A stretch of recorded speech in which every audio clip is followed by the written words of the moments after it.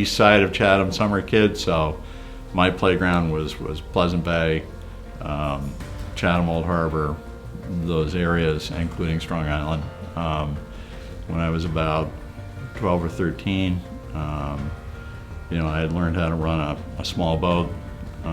So I and a couple of my friends, my brother and I, we were always out exploring. If it was a good day, we were outside. And very often that included a stop at Strong Island. Frostfish Creek and Strong Island, to me, stand out tremendously. I like walking Frostfish Creek very, very much. And I also like to go out to Strong Island. I've made the mistake of going when the green flies are there. And I want to tell you, you never want to do that again. Never want to do that again. That was slated for development. That was slated for, I don't remember, 250 condos or something like that. I mean, it was just appalling. And of course, everyone in town was aware of that, or those who think and feel the way I do.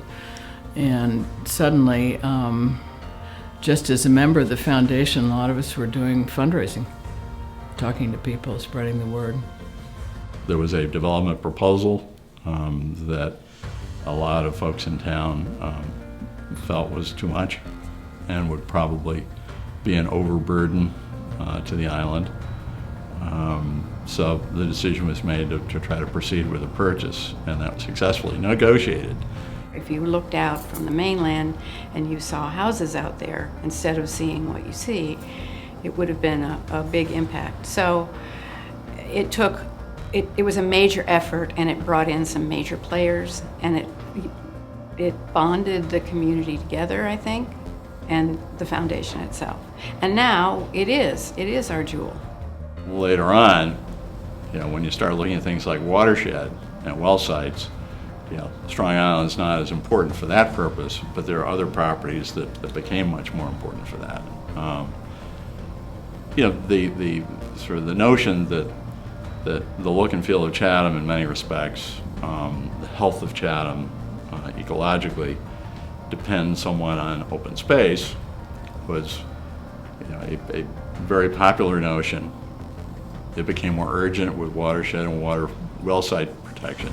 But then, again, we later find out it's also very important because of nitrogen loading for all the embayments.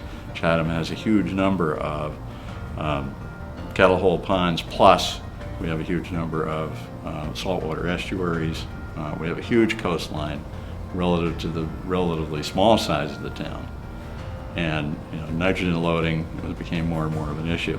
So as a result of septic system effluents, largely, although also fertilized lawns, the higher density, lower tidal exchange in some of the estuaries, we started getting deleterious effects like algae blooms, fish kills.